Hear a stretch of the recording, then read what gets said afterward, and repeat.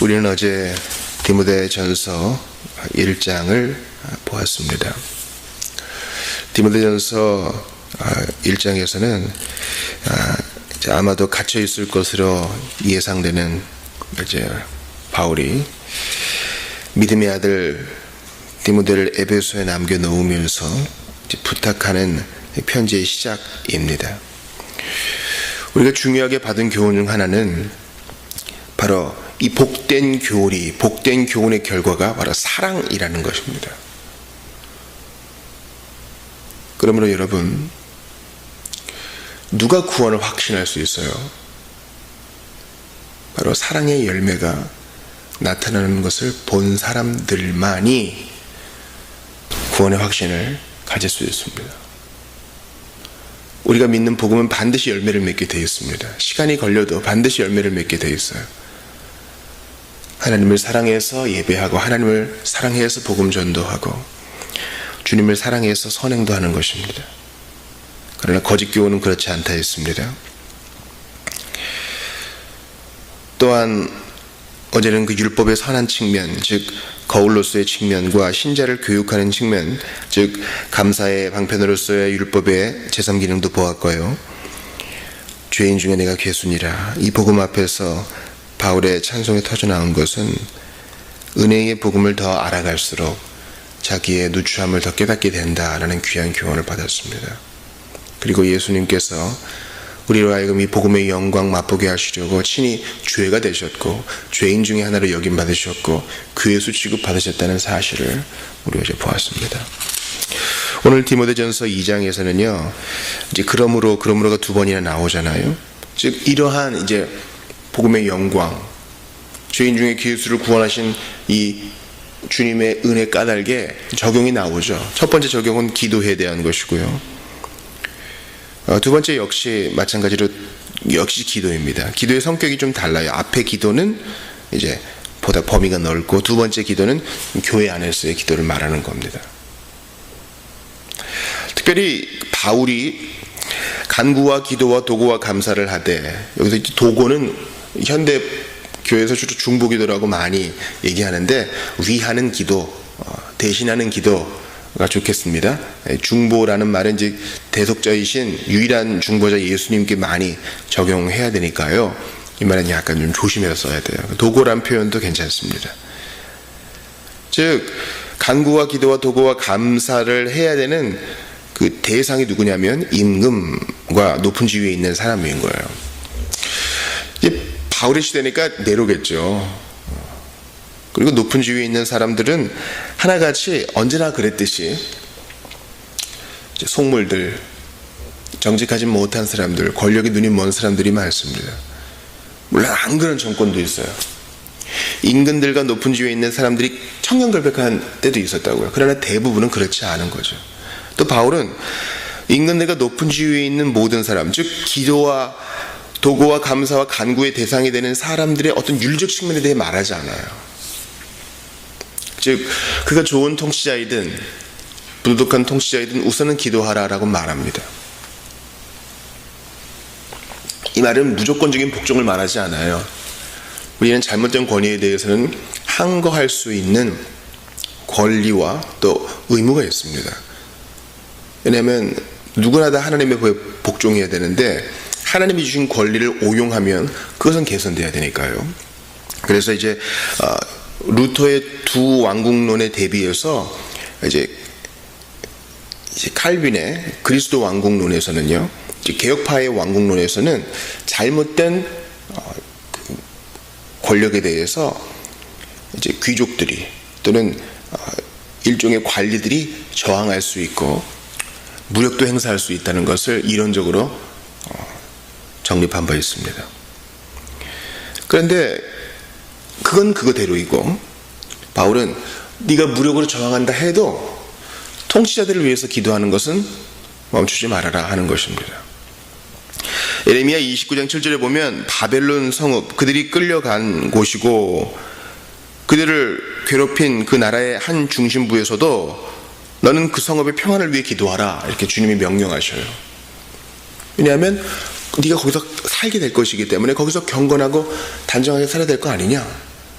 하나님이 거기서 이제 70년 후에 옮기실 건데 그때까지 너희 보존돼야 될 거 아니냐, 이제 그런 의도이신 거죠. 마찬가지로 바울은 성령의 가르치심을 받아 임금들과 높은 지위에 있는 모든 사람을 위해 왜 기도해야 되냐? 우리 신자들이, 교회가 경건과 하나님을 향해 단정함으로 모든 사람들을 향해 고요하고 평안한 생활을 하기 위해서다, 이렇게 얘기합니다. 그러니까 악한 정권은 썩어 나갈 대로 썩어 나가라, 우리는 잘 살아야지, 그런 뜻이 아니에요. 나쁜 것에는 저항하고 대안을 제시하고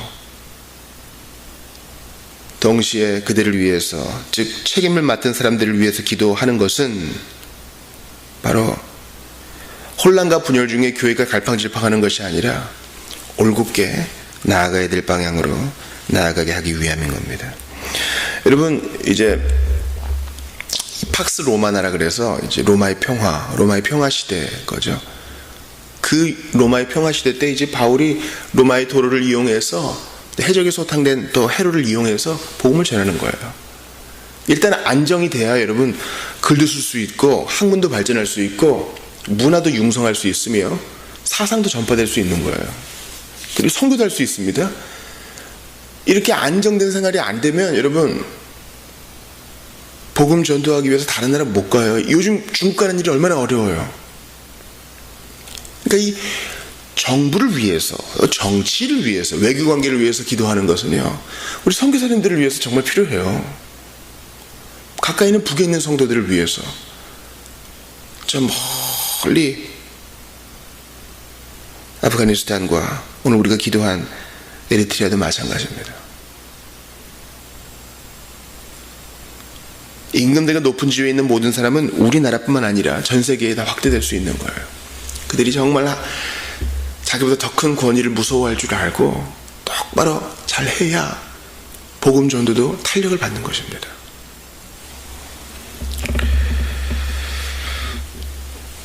우리 주님은 모든 사람이 구원을 받으며 진리를 아는 데에 이르기를 원하시기 때문에 더욱 이런 기도를 힘써야 한다는 겁니다. 여기서 이제 칼빈주의와 알비니스파가 싸울 필요가 없어요. 이것은 주님의 작정이 아니라 주님의 입장을 나타내는 뜻이기 때문입니다.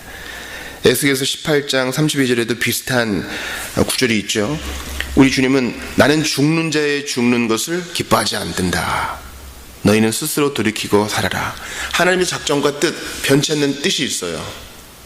동시에 우리 주님은 이것과 별개로 나의 뜻은 변하지 않고 나는 내가 작정하여 택한 자가 있고 유기된 자가 있다 할지라도 이것은 내게 속한 일이요, 너희는 보편적으로 복음을 증거하고 돌이키라. 죄인이여 돌이키라. 하나님의 작정 운운하지 말고 네가 지금 돌이키면 살 것이다, 이렇게 말씀합니다. 우리는 이 두 개를, 작정과 보편적인 복음 증거를 조화시킬 방법을 우린 찾지 못해요. 그러나 하나님이 그렇게 하라 하심으로 말씀 그대로 전파하는 겁니다. 누가 주님의 마음을 알겠어요? 그러나 주님은 하나님의 뜻 운운하며 게으름으로 주님의 초청을 거절하는 사람이 바로 그 유기에 떨어질 것이라고 얘기합니다. 내가 오늘 회개하고 마음을 찢어 주님께로 돌아오면 바로 우리가 작정된 자예요. 선택된 자인 거예요. 그러므로 우리는 모든 사람이 구원받기를 원하시는 하나님을 받을 수 있어요.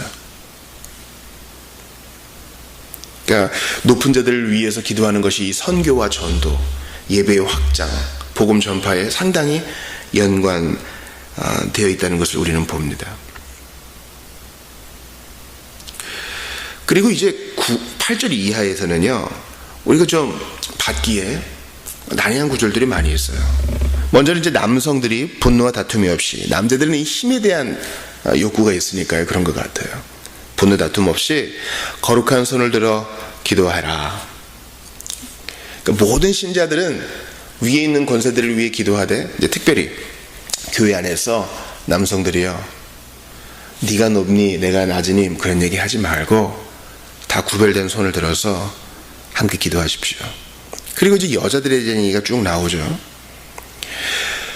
여성들은 단정하게 옷을 입고, 이제 여성들의 이 외모와 뷰티에 대해서 얘기하죠. 그런데 단정하게 옷 입고 소박함과 정절로서 자기 단장하고 따은 머리, 금이나 진주나 값진 옷 하지 말고 선행으로 하라. 하나님을 경외하는 자에게 이게 마땅한 것이라고 이제 외모와 그 장식에 대해 얘기해요. 상당히 이거 요즘 예민한 주제거든요. 이제 날이 더워지는데 어느 정도까지의 옷차림이 좋은 것이냐. 어떤 사람은 슬리퍼를 덜렁덜렁 끌면서 예배당에 오고 지나치게 짧은 반바지를 입고 온다거나 민소매티를 입는다거나 여러 가지 얘기들이 있죠. 근데 우리가 여기서 바울이 성령님의 가르침 속에서 얘기하는 이 본의를 알아야 돼요. 즉 여자들이 단정하게 옷을 입는 이유는 그 당시에 불신 사회인 에베소 한복판에서 교회로서 존재하는 그들의 덕을 위해서 그런 거예요. 이해가 되세요? 좀 예뻐 보이고 싶은 옷을 입는 걸 막는 게 아닙니다. 또 그 금이나 진주, 장신구 착용을 금지하는 게 아니에요. 그리스도를 믿는 사람들이 뭔가 다르다는 것을 보여주는 선교적 차원에서 그런 겁니다. 보세요. 에베소 교회는 상당히 큰 도시라고요. 우상 숭배가 많이 난 큰 도시. 그러니까 이 바알과 암몬 쪽으로 우상 속으로 쑥 빠진 도시죠. 이런 곳에서 이제 윤리적으로 도덕적으로 가장의 거리도 떨어지고, 왜냐하면 이제 여신 숭배가 있었으니까. 이런 곳에서 복음대로 살기 위해선 더 반대 정신으로 쑥 살아야 된다는 걸 말하는 거예요. 이해가 되세요? 그죠? 적당히 중간 노릇하고 에베소 사람처럼 살면서 신앙도 갖고 이런 게 안 된다는 것입니다. 구별된 삶으로서 너희가 좀 보여줘야 한다. 이제 복음이 시작된, 복음 전도가 시작된 에베소에서 너희의 생활이 이러해야 아까 전반부에 봤던 거, 모든 사람이 구원을 받으며 진리를 아는데 이르기를 원하시는 하나님의 뜻에 부합할 수 있다. 그런 얘기예요. 이해가 되시죠? 선행으로 자기를 가꾸라. 이게 바로 자매들이 자기를 꾸미는 중요한 원리라는 것입니다. 제가 어떤 여성분이 쓴 글을 봤어요. 최고의 에센스, 이제 화장품이죠. 최고의 에센스는 바로 하나님을 경외하는 것이다. 여러분, 하나님을 사랑하는 데 깊이 빠져보세요. 이 세상 어떤 에센스를 발라도 나올 수 없는 고운 피부와 촉촉한 눈망울과 기품이 흘러나오게 됩니다. 그분의 표현을 따르면 그렇습니다. 남성들도 마찬가지입니다. 최고의 남성, 그리고 힘을 제대로 쓸 수 있는 남성은 주님을 사랑하는 남성인 겁니다. 그리고 여자는 일체 순종함으로 조용히 배우라. 여자의 가르치는 것과 남자 주관하는 것을 허락하지 않는다. 그러면서 신학적인 이유로 먼저 하와가 꼬임을 받은 것이고 그 다음에 아담은 의식적으로 불순종한 것이다. 그런 얘기를 합니다. 하지만 여인들이 만약 정숙함으로 믿음과 사랑과 거룩함에 거하고 그러면 아이를 낳는 것으로 구원을 받는다. 그렇게 얘기해요. 이것은 상당히 난해 구절이기 때문에 긴 설명이 필요합니다. 그럼에도 불구하고 우리가 한 가지 중요한 본의를 기억한다면 아까 얘기한 것과 같은 맥락입니다. 여러분,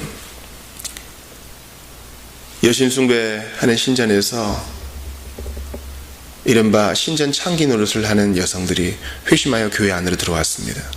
급진적인 삶의 변화가 있지 않으면 복음 전도가 어려울 것입니다. 그 신전에서 아마 신전 창기들이 또 여자 사제들이 많이 가르쳤을 거예요.